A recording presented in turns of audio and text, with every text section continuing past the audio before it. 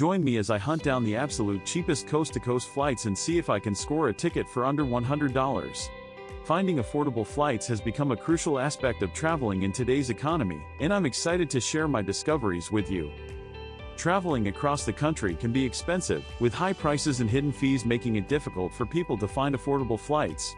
Many travelers face the challenge of limited options, with few airlines offering competitive prices. The lack of transparency in pricing can also make it hard to compare prices and find the best deals. As a result, travelers often end up paying more than they need to, which can be frustrating and disappointing.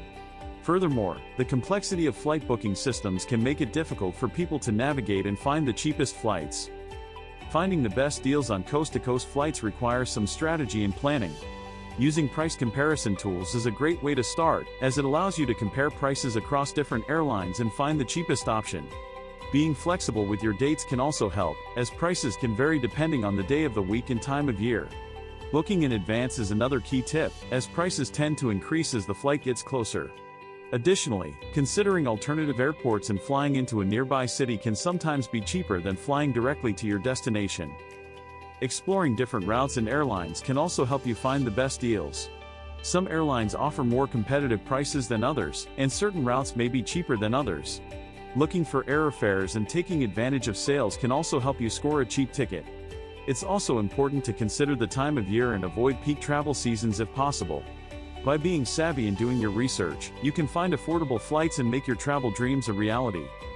Some of the best airlines for cheap coast-to-coast flights include budget carriers like Spirit and Frontier, which often offer lower prices than major airlines.